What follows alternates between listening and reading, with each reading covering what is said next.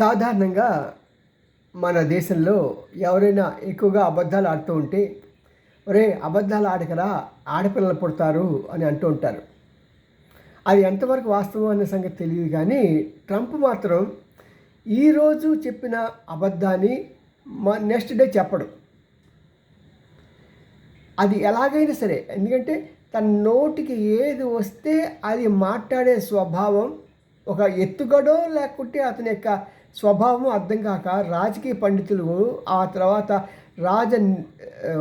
రాజ్యాలు పరిపాలిస్తున్న నేతలు అంతా కూడా వాళ్ళ జుట్టు పీక్కుంటున్నాడు. ప్రపంచంలో ఇంతవరకు ఎవరు కూడా ఇలాంటి క్షణానికి ఒక మాట మార్చే, సాధారణంగా మనకు ఒక నానుడు ఉంటుంది, క్షణమునకు జవరాండ్ర చిత్తము మారునే అని.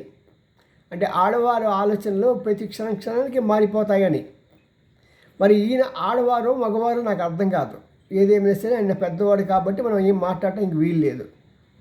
అలాగా ఆయన ప్రతి క్షణం కూడా ఒక్కొక్కసారి ఒక్కొక్క రకంగా మాట్లాడుతూ పక్క వాళ్ళని ఎలాగ ఇబ్బంది పెట్టాలా అని చూస్తూ ఉండే ఒక, మరి నేనైతే దుర్మార్గపు రాజకీయవేత్త అంటాను కానీ మరి ఎవరేమనుకున్నా సరే అది వేరే విషయం. మరి ఇలాంటి వ్యక్తితో డీల్ చేస్తున్న మోడీని కానీ, అంటే మిగతా అంతా కూడా జీ హుజూర్ అన్నారు. ఒక మోడీ మాత్రమే అతనికి ఎదురు తిరుగుతూ అతను ఎన్ని మాట్లాడినా సరే ఏమీ మాట్లాడకుండా మౌనం మునిలాగా ఉండి తనకు కావాల్సిన సాధించుకుంటూ వెళ్తున్న ఒక గొప్ప వ్యక్తిత్వం ఉన్న రాజనీతిజ్ఞుడు మోడీ. మరి ఇలాంటి మోడీ మనకు దొరకటం నిజంగా మన భారతదేశ అదృష్టం.